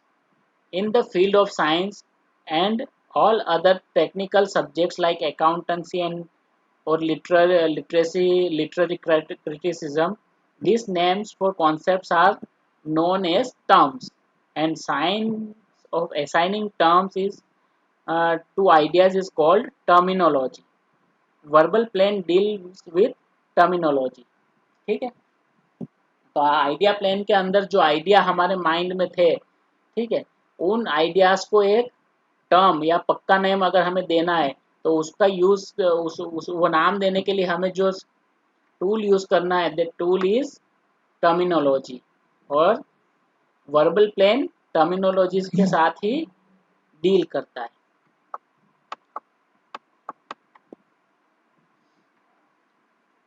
Okay, so nature of language, यहाँ पे first जो है वो है nature of language. No doubt language is a vehicle of thoughts. Without it there could be no civilisation, no progress, perhaps no art or no science. Without a developed language, we will not be able to think even. Without language, there will be only animal living. But any language spoken by any community is both rich and poor. It is rich in the sense it usually has many words for a single concept, like wages, pay, salary, means the same thing. Similarly, in Indian language, Suraj, Surya, Shashi, Dinkar, Prabhakar, Aditya, Bhanu all means the sun. Lord Krishna has many names from Gopal to Nandlal, Kanhaiya to Shyam. Different words having the same meaning are called synonyms. These are synonym words. It is poor in the sense that one word may denote many more than one meaning. Cricket is a popular game and also an insect. Bridge is a construction over river and also name of a game. Bees is a river and also a town in Punjab. A word having more than one meaning is called homonyms. In English, there is hardly a word having only one meaning. It is said that the word order has 250 meanings in English language. Ranganathan finds 5 meanings of the word classification. The homonyms and synonyms are vitally useful for literary writers. They make writing delicious, imaginative, and rich with aesthetic pleasure. Okay. तो language में richness होती है और poorness होती है. तो रंगानाथन ने कहा जो सिनोनियम्स होते हैं वो लैंग्वेज की रिचनेस होती है और जो होमोनियम्स होते हैं वो लैंग्वेज की पुअरनेस होती है. ठीक है, यानी हाँ, क्योंकि हमारे पास दो कॉन्सेप्ट के लिए दो वर्ड्स नहीं हैं. ठीक है, so homonyms and synonyms, but synonyms and homonyms are great barriers in communication, even harmful for legal and business transition, science and research communication. In science communication, we should be precise to the extent that one word should have one and only one meaning, and vice versa.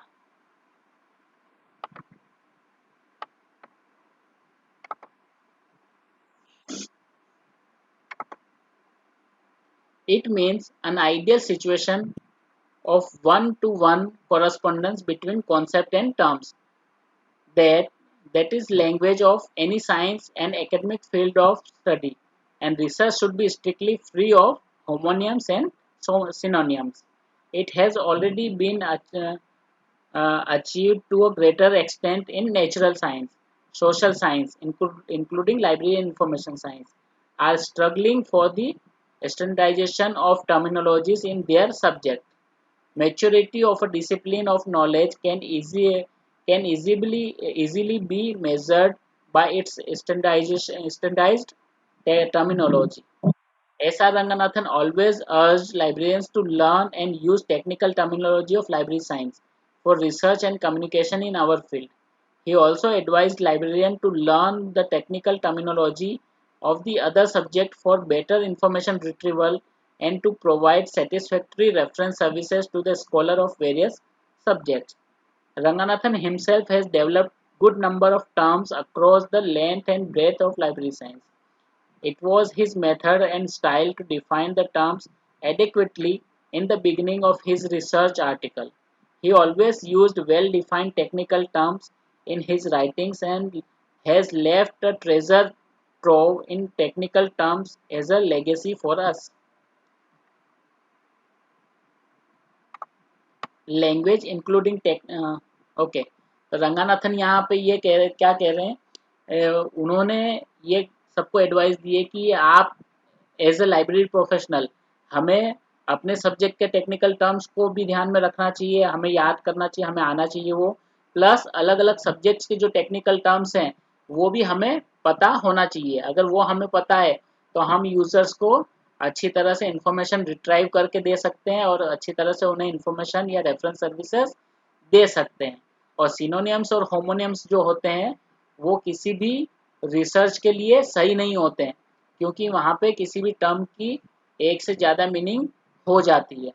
ठीक है, तो technical terminology इसीलिए होती है कि किसी भी एक कॉन्सेप्ट के लिए एक ही वर्ड उसमें होता है। Language, including technical language, being living and dynamic entity, keep changing in many ways. New terms are coined to convey new concepts and theories. Some old terms are deleted as they become obsolete with the time, and some of the terms even change their meaning. In our discipline, old terms such as open access, browsing, network have acquired different meaning in the electronic environment. ठीक है, तो वो क्या रंगानाथन ये कह रहे हैं कि जो लैंग्वेज है या टर्मिनोलॉजीज हैं, साइंटिफिक सब्जेक्ट्स में भी जो टर्मिनोलॉजीज है वो लगातार चेंज हो रही है, नए नए टर्म्स आ रहे हैं, नए नए टर्म्स कोइन किए जा रहे हैं। ठीक है, और कुछ पुराने टर्म्स ऐसे हो रहे हैं कि जो डिक्शनरी से गायब होता जा रहे हैं क्योंकि वो ऑब्सोलेट हो चुके हैं, और कुछ शब्द ऐसे भी मिल रहे हैं कि जो अपना मीनिंग ही चेंज कर लेते हैं। ठीक है, कुछ टर्म्स ऐसे होते हैं जिसका एक लैंग्वेज में मीनिंग कुछ, एक सब्जेक्ट में मीनिंग कुछ और होता है और दूसरे सब्जेक्ट में मीनिंग उसका कुछ और होता है।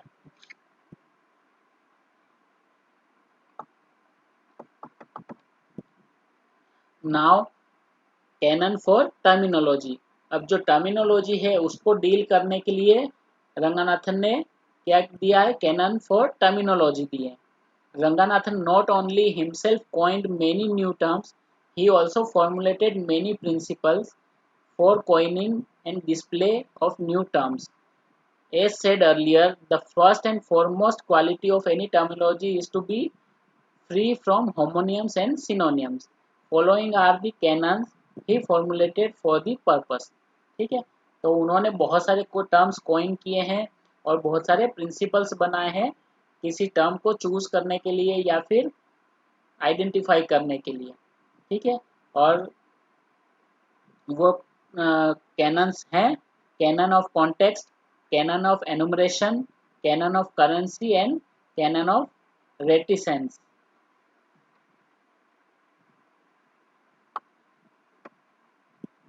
Canon of context lay down that the term in the classification schedule to be written and read in the context of upper class uh, for the upper class. For example, instead of writing simple salt, double salt, complex salt, we should write salt, single, double, complex. ठीक है, तो शब्दों को किस तरह से लिखना है, शब्दों को अपर क्लास के कॉन्टेक्स्ट में हमें लिखना है। अगर सॉल्ट, अलग अलग तरह के सॉल्ट्स की हमें बात करना है, उसको आइडेंटिफाई करना है, तो हमें simple salt, double salt, complex salt या एक्सेट्रा इस तरह से हमें नहीं लिखना है। हमें कैसे लिखना है? सॉल्ट्स लिखना है, उसके बाद उसके जो कैरेक्टरिस्टिक्स हैं वो हमें लिखना है, जैसे सिंगल, डबल या complex.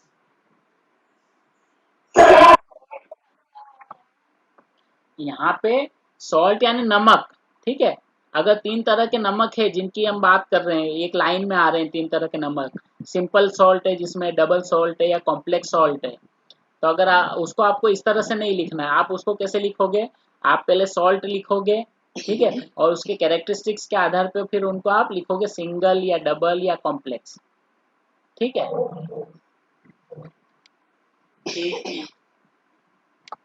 Similarly, in psychology, under the person's facet, child, male, female means child psychology, male psychology and female psychology, ठीक है।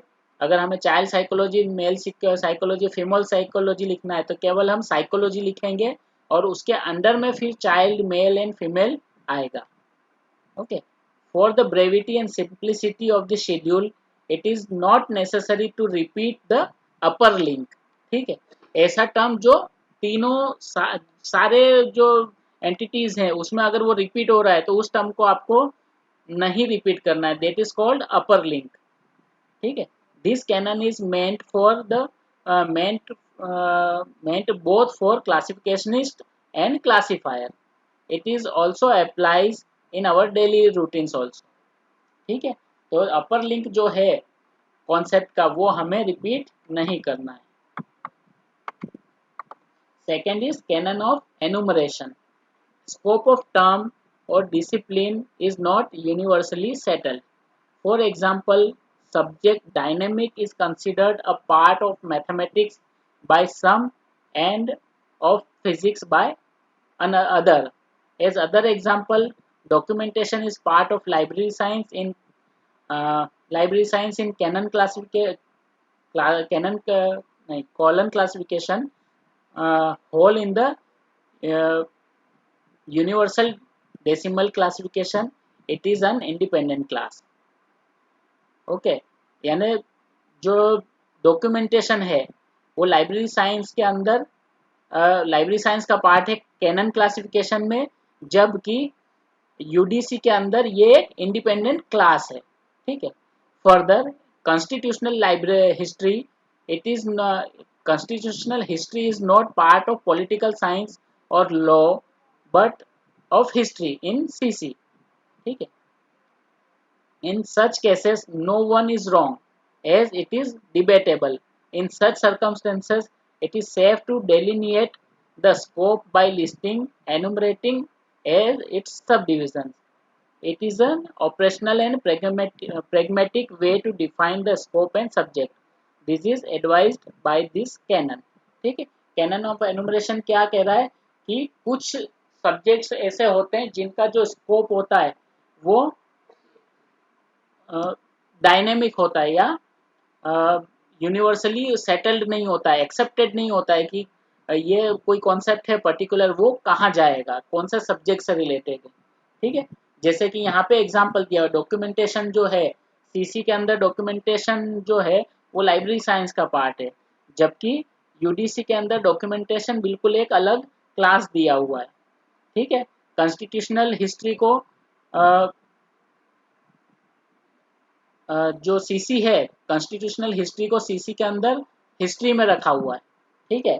लेकिन अगर आप डीडीसी देखोगे तो उसको आप लॉ के अंदर देखोगे, ठीक है। तो यहाँ पे हम ये भी नहीं कह सकते कि एक राइट है या एक रॉन्ग है, क्यों? क्योंकि ये डिबेटेबल क्वेश्चन है, ठीक है। तो इसलिए इस तरह की चीज़ों को उसके जो एनुमरेटर्स हैं जिन्होंने उसे बनाया उनके आधार पे, उन्हें के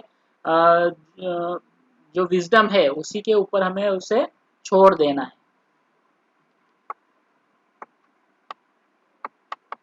then canon of currency, as already said, terminology in any discipline is not static और frozen, it is always dynamic and moving. Even the old concept get new meaning and the old concept may get a new term. Old terms may be denoted new concepts. A classification system must always update its terminology using current terms. New editions of classification system not only include new knowledge but also use current terminology. ठीक है, तो यानी ये क्या कह रहा है canon of currency, कोई भी क्लासिक जैसे वर्ल्ड ऑफ टर्मिनोलॉजी होता है वो हमेशा अपडेट होता रहता है, वो स्टैटिक नहीं है बल्कि डायनेमिक है, वो जो चेंज होता रहता है। कुछ टर्म ऐसे होते हैं जिनके लिए नए वर्ड्स आते हैं, कुछ टर्म के मीनिंग चेंज हो जाते हैं। तो लाइब्रेरी क्लासिफिकेशन को भी समय के साथ ही चलना चाहिए, और जितनी भी क्लासिफिकेशन स्कीम्स हैं वो जब अपने नए एडिशंस पब्लिश करती है तो उनको केवल अपना स्कोप ही नहीं बढ़ाना है बल्कि जो ऑलरेडी स्टैब्लिश टर्म्स जो हैं जो उन्होंने पहले यूज़ किए उनको भी उनको देखते रहना है कि क्या इसके लिए कोई नया वर्ड है या किसी इसे अपडेट किया जा सकता है या नहीं किया जा सकता है। ठीक है, जैसे कि डीडीसी में पहले लाइब्रेरी साइंस था जो बाद में लाइब्रेरी एंड इंफॉर्मेशन साइंस बन गया, होम साइंस था जो होम मैनेजमेंट बन गया। उस तरह से बहुत सारे सब्जेक्ट्स हैं जिनके लिए जो टर्म है, शब्द है, वो अपडेट होते जाते हैं। तो वो अपडेटेड जो टर्म्स है उसको हमें यूज करना होगा।